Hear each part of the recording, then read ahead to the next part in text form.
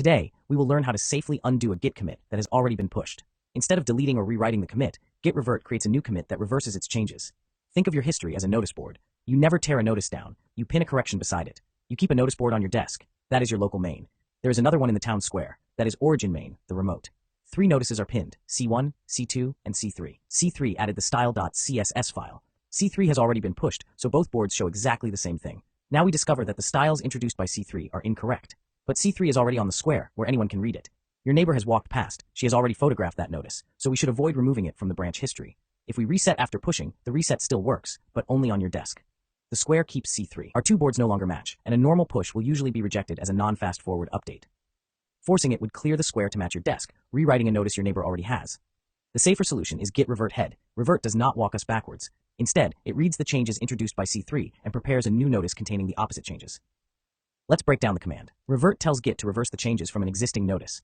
Head means we are targeting the newest notice on the board, which is C3. Before reverting, check Git status. It is best to begin with a clean working tree, so unrelated local changes do not get mixed into the correction.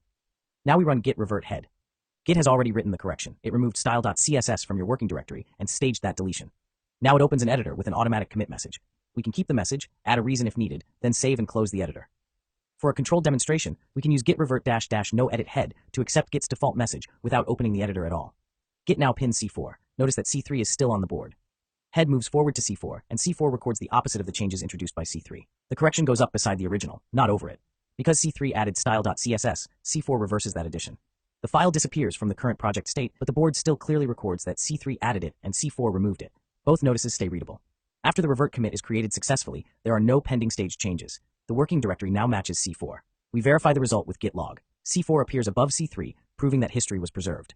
The incorrect file is gone, and Git status tells us that your desk is now 1 commit ahead of the square. That correction currently exists only in your local repository. Git does not walk it over for you. It will not update GitHub or any other remote on its own, so we walk it over and pin it up using git push origin main. Because C4 extends the existing history rather than replacing it, no force push is required. Other developers can now pull normally. Her board moves forward from C3 to C4 without replacing or deleting any notice she already has. Reset moves a branch backwards and is for notices that never left your desk.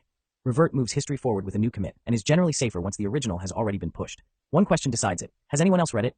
To reverse a specific older commit, find its hash using git log and run git revert, followed by that commit hash. If later notices change the same lines, Git may report a conflict. Resolve the conflicting files, stage them, and run git revert -- continue. To cancel the operation completely, use git revert -- abort. So git revert head safely undoes the latest commit by creating a new commit. The original notice stays pinned, the history remains visible, and the reversal can be pushed.